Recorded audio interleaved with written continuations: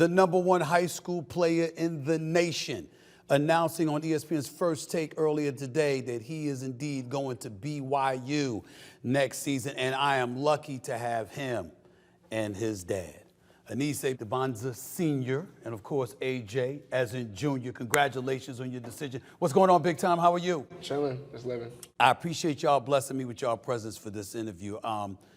Just to remind the audience here, why BYU? Like I said on First Take, you know, NBA staff all the way down to the dietitian, strength coach, analytics guy, and my ultimate goal is to go to the NBA, so why not surround myself a year earlier?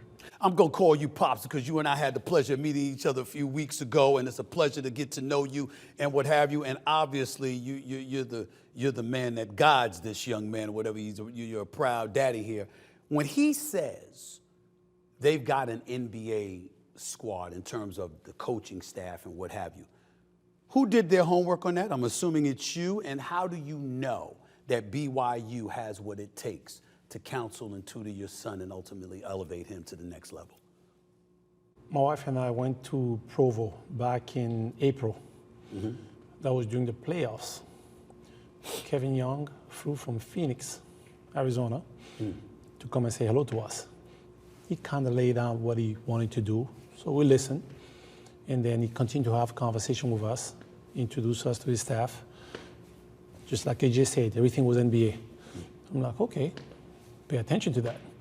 But I continued to do my recruiting, pay attention to Alabama, North Carolina, Kansas State at the time. And at the end, that was his decision. I just supported him. Now, when you're a kid, because you still are a kid, you're a young man, but you're a kid, and we say that affectionately. You know, when people think about a school that they want to go to, and you saw the 4 schools there, North Carolina, Alabama, obviously BYU in Kansas. Sometimes you're looking at other things. You're looking at the environment. You're looking at how much you're going to enjoy the college experience, et cetera, et cetera. I said, he's going to go to North Carolina. Because I was thinking North Carolina, Duke, ACC, big-time college basketball rivalry, et cetera, et cetera. Talk about how much consideration you really gave those other schools, and what is it that BYU had that the others didn't? I mean, all my visits were good. All of them 4 visits were amazing visits. Like, after every visit, I wanted to go to the school. That's how good the visit was. But I mean, I really sat down with my parents and was like, all right, what do we want out of it? And our ultimate goal is the NBA. We sat down pros and cons of each school. Obviously, BYU has some cons, but their pros just overweighted all the cons. And then that's, ultimately why we chose BYU. When you think about college basketball in this day and age, what do you see? I see competitiveness. I think college games are more competitive than the league regular season. So that's like the biggest takeaway. That college basketball is more competitive during the regular season? Yeah. Okay. So when we look at college basketball in America right now, and I'll throw this question to both of you, you first, and then Pops. When we look at college basketball right now, clearly there's a competitiveness. The games matter. Nothing's like March Madness. College basketball owns the month of March. Nobody tries to compete with March Madness, and we get that part. But there's still people that look at college basketball in this day and age. They see the G League. They see competition over in Europe. They see all of these different things, and they say college basketball isn't what it used to be. Do you feel that way, or do you just watch it and find yourself loving it and gravitating to it more and more? Yeah, I just watch it and just love it. I don't think it's less. I mean, it's still college basketball. Right. Like you said, it's still March Madness. People don't compete with March Madness. So. Right. What about you, Pops? Those kids are hungry. They're trying to get to the next level. They have to compete. Even though there's only, 450 players in the league, they're hungry. They want to compete. We watch March Madness. We go to the games. We really love it. He wanted to go to college. He made that clear to his mother. Yep. He made that clear. And what were the kind of things he would say to you about going to college? I want to go to college, period, because at the time, they were talking about the G League. We were talking about Europe. He told his mama, I'm going to college, one and done. Yep.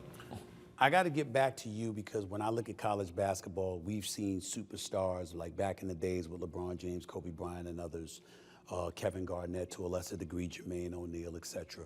People that went straight from high school. to the pros. Yeah.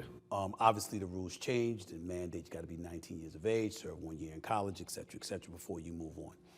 When you think about your game and you fantasize about what you're going to do on the next level, tell our audience about your game, the kind of game you think you bring to the table. Just an all-around game. I mean, passing, scoring, rebounding, defense. Obviously, I can improve on a lot, but I think I can bring a lot to the table. If I'm having an off scoring night, I'm gonna defend. If I'm having an off defensive night, I'm gonna score. Like just stuff like that. Just doing a lot of stuff that impacts winning. Now, you were talking to me about your defensive prowess. What is it that you love about you yourself as a defender? I mean, I just take pride in defense. I don't like getting scored on a lot, so I just like locking up other defenders. Like I watch defensive film. Really? Yeah. Okay. Have you ever found yourself on the basketball court where somebody was getting the better of you offensively, that they were scoring too much on you? Yeah. What was that like? Good day. Good offensive day. I mean, I'm guarding the best player in the other team, so I'm gonna get scored on. I know I'm gonna get scored on, but I mean, I'm just trying to limit field goal percentage, make them take harder shots that I don't want to take.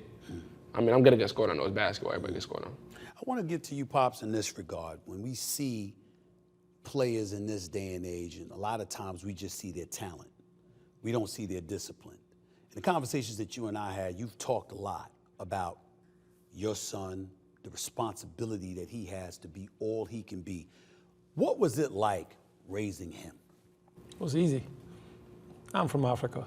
Okay. One way. Okay. Tough love. Always gonna be my son. He may be number 1 in the country. He's number 4 in my house. Number 4? Well, who's 1, 2, and 3? I'm the one. My wife is number 2. Right. Samara is number 3. AJ is number 4, and Jasmine is number 5. Gotcha. That's the order. He does the dishes when he comes home. He cleans his house. He does everything he's supposed to do. He's still my son.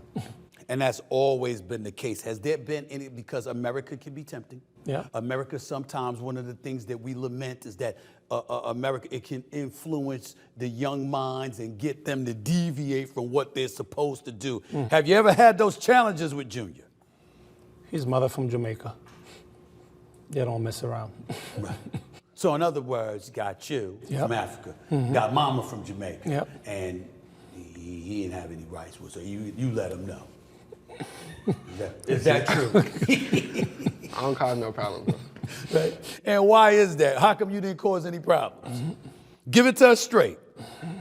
Yeah, we were just disciplined at home, me and my sisters. So we just know right from wrong. Right.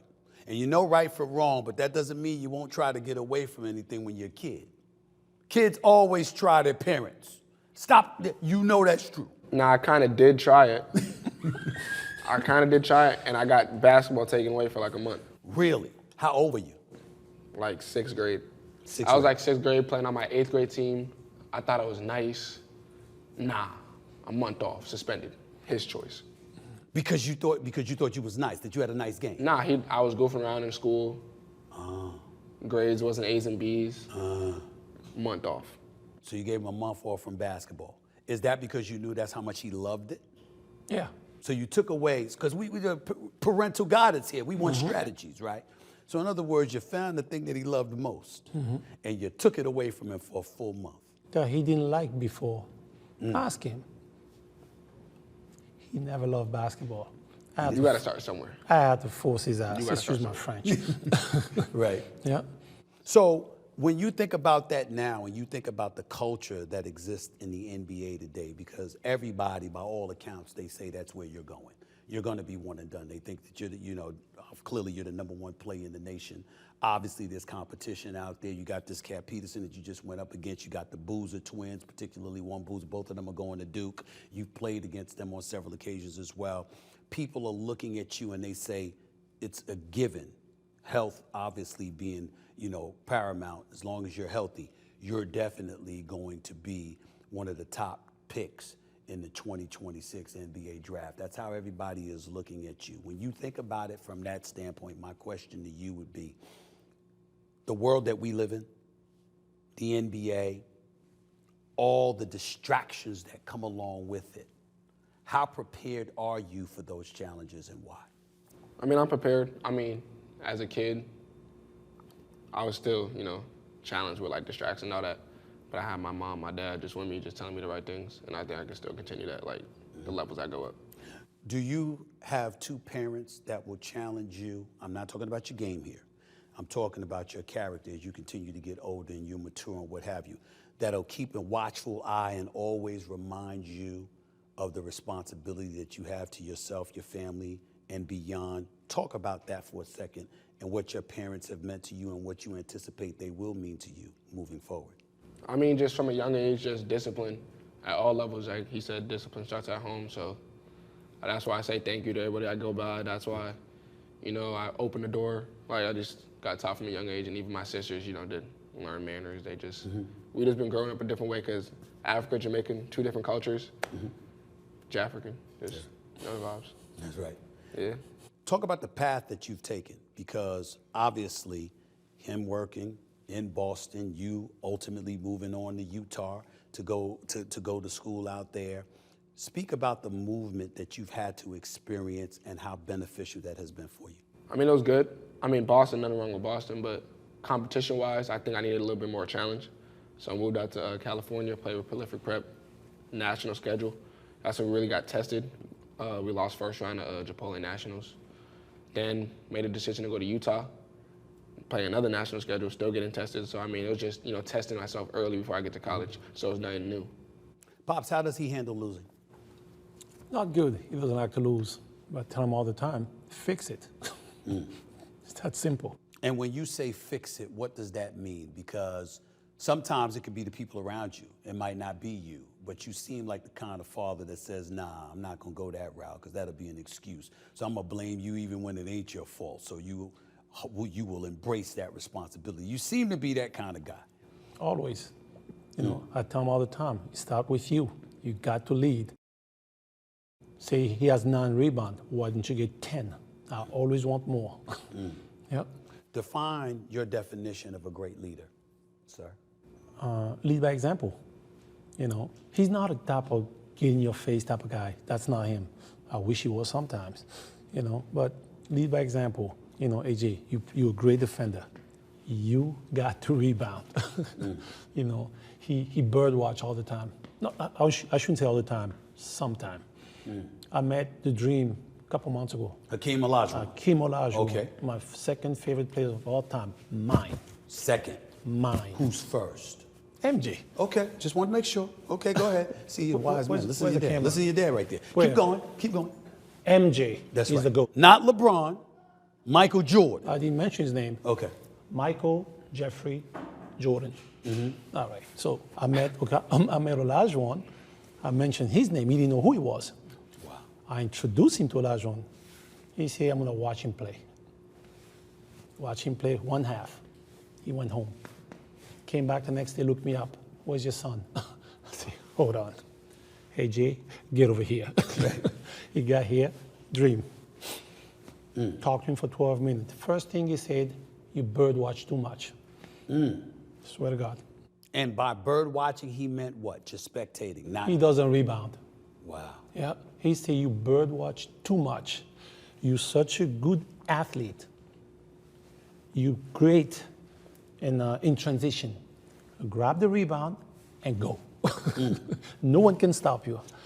So That's when what he said. Hakeem the Dream Olajuwon, one of the greatest centers, a 2-time NBA champion, although he won both years when Michael Jordan retired. The first year. And it's- I'm just giving facts. I'm just giving facts. I think Michael Jordan would have beat him. But the point is that he won one championship when Michael Jordan retired. The second year, Michael Jordan came back with 17 games left in the regular season, lost in the playoffs to Orlando, and ultimately he beat them as well. My question to you is, when Hakeem the Dream Olajuwon, when you realized who he was, and he was talking to you, what was that like? I mean, it was just, you always got to take advice from the greats. I mean, they've been there, done that. So whatever he's saying, you better listen and apply.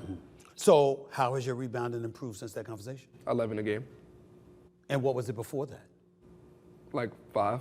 So you averaged 6 more rebounds a game after your conversation with Hakeem the Dream Olajuwon. Yeah. Any other players you've been speaking to? I have a pretty good relationship with Kevin Durant, Okay. Paul George, Paolo Banchero, Jason Tatum, Jaylen Brown, Celtics guys. Spoke to LeBron once, CP3, a lot of guys. Right. Trying to get a connection early. And Kevin Durant is your favorite player? Yeah. Why? Certified bucket. Simplicity. And you Efficient. okay. Do you think that's somebody your game will be modeled after?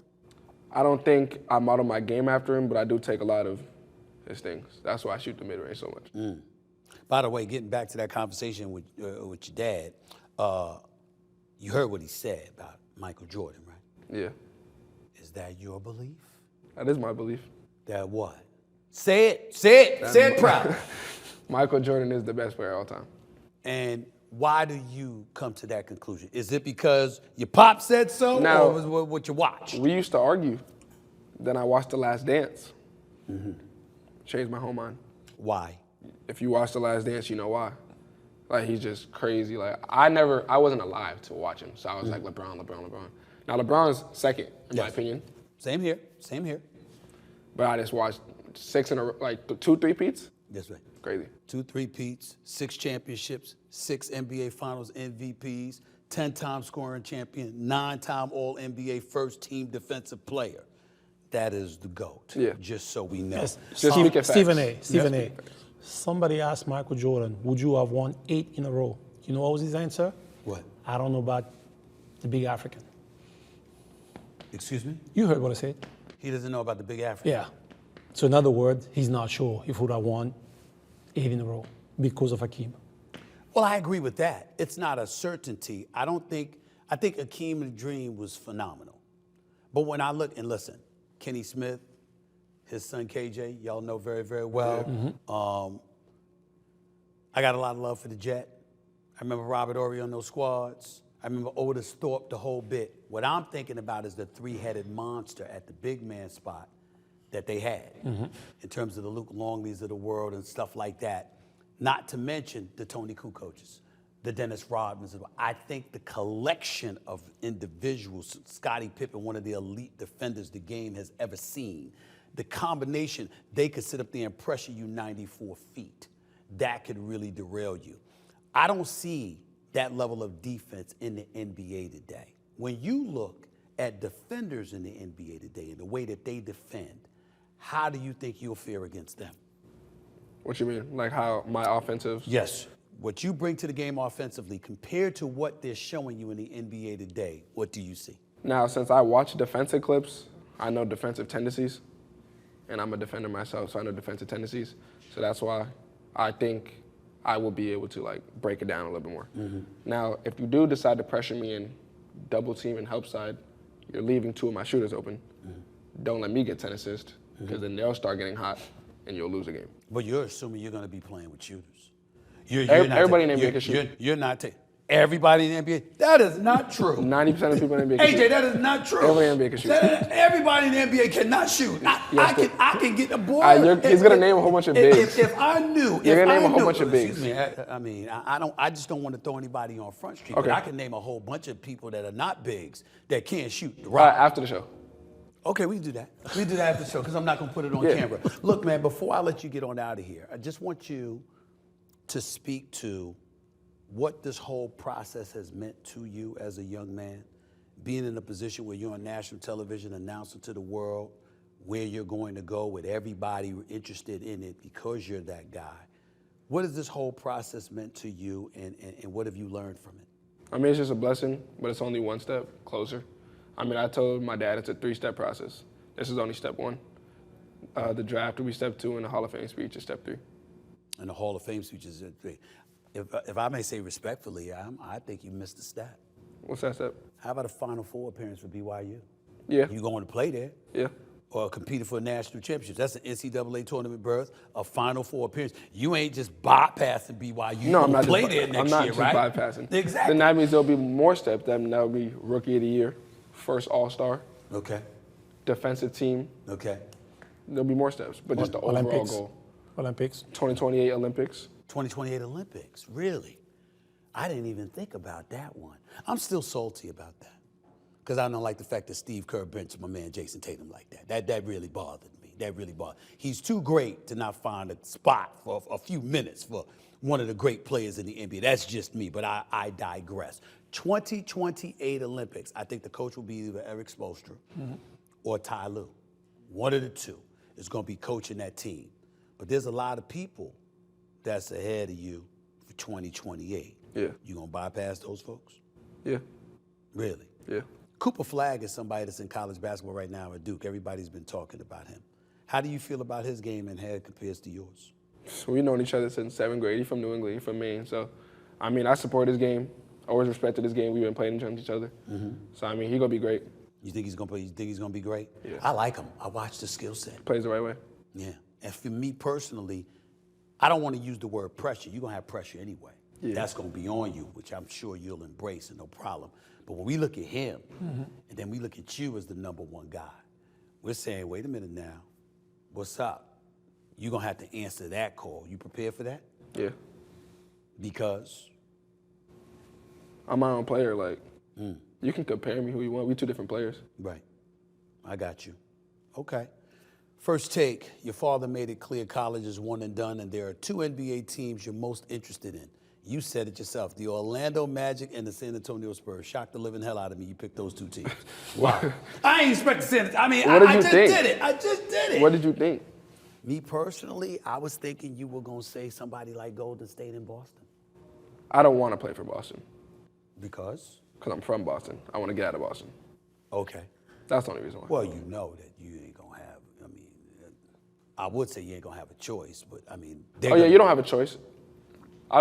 If I get drafted to the Celtics, I'm blessed. But if it was an option, I wouldn't want to go there. What's the problem with playing in the place you grew up in? I just want to get out and move. Right. I don't want to raise my family in Boston. I want to be somewhere else. Got you. Just because you want to move, you want to find someplace different. Yeah. All right.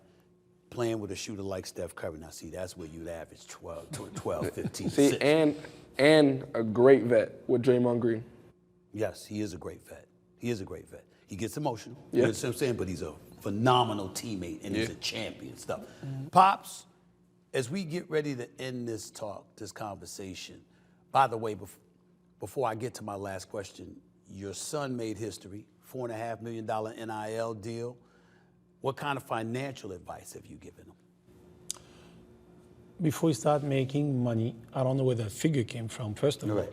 That's what they told. That's what was reported. I don't know if it's accurate or not. And that's y'all business. Y'all tell if you want to. If you don't, it's no big deal. But that's what they're saying. Well, they were saying we were going to the biggest bidder. That's not true. 3 out of the 4 schools that made the final cut offer the same amount. I call it the minimum wage. Okay. And he had no idea what it was because we chose not to tell him because we didn't want money, me and my wife didn't want money to affect his decision. Once he told us where he wanted to go, we told him, this is what you got. And we told him to manage the money. We got him a financial advisor. We told him about taxes. You know, he was shocked when he got a bill the other day. Yes. Oh, my Welcome God. to the real world. Welcome to the Oh, real my world. God, bro. He was shocked. Yeah. So you send your money going. Yeah, he was shocked. I say, Said, AJ, you pay your taxes today? yeah, I say, that amount gonna triple next year. Like, why? Well, he's gonna make more money. And so is the tax. So- tax is going to triple. Yeah. And that's another reason why Boston is one of the highest taxed. That's right. cities. Yes. It's Try not New York or LA, though. Try New York and LA, yep. It's not But those- Texas and Florida, no state tax. I'm aware of this. I'm aware of this. I'm aware of this. You know? Pops, what's it going to be like for an agent to be representing him having to deal with you? Because you know, I've listened to you. You know a thing or two about your basketball now. You know, they ain't going to be able to just pull one over on you. And like you said, African pops, Jamaican mama, y'all don't play. What's it going to be like? What do they need to know about representing your son? Who say I'm gonna have an agent? I don't know. So far, so good. I have an advisor. Okay, an advisor. But so you plan on being the dude No sitting chance. across from the team negotiating with him? No, the advisor, so far, our advisor, Leonard Amato, he's taking care of it. Okay, gotcha. We work together, and when the time comes, if he needs an agent, it has to be my price. Your price? Yes, What does that mean? my rate. Your rate. Yeah. Excuse me.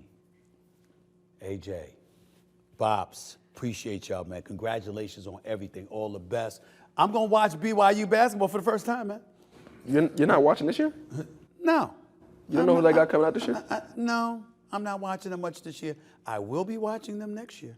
Right. I will watch practically everyone. If you're around, I'm gonna watch. All right. I'm not gonna have you on the show and then ignore you. You know, first of all, you got a fan in me. He's not going to watch this year? No, I watched them this year. I mean, I watch them as the season progresses. I really listen. Between football and professional basketball, I'm inundated with a lot of stuff. As March Madness approaches, then I really pay attention to who's in the mix and what they're gonna do. I don't miss March Madness games, so I'll definitely be watching that.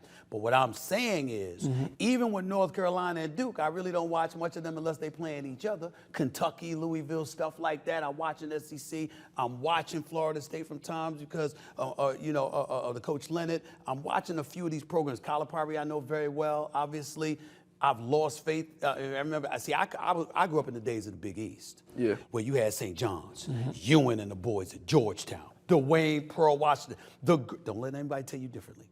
The greatest show in the history of college basketball. What's who? Dwayne Pearl Washington out of Syracuse. God rest his soul. Special. I'm talking about a better show than Chris Jackson at LSU before he became Abdul Mahmoud Rauf. When he was playing with Shaq and Stanley Robinson. I'm talking about Kenny Anderson, Lethal Weapon 3 at Georgia Tech with Dennis Scott and Brian Oliver. I'm talking about UNLV with Larry Johnson and Greg Anthony and Stacey Augman and Anderson Hunt and the crew. That's how I go back. And I'm telling you, despite all of that, even with Michael Jordan at North Carolina, the greatest showman on the basketball court in the history of college basketball was Dwayne Pearl Washington. Ask your coach. I bet you he'll agree with me. I'll ask him. Ask him. Ask him. Good luck to you. Thank you. All the best to you. Thank you. Pops, appreciate you. Thanks for being having right us. here. Really honored to have both of y'all. Wish you nothing but the best. You're going to be all right, man. You got your pops with you. You're good. You're good to go. You're good to go.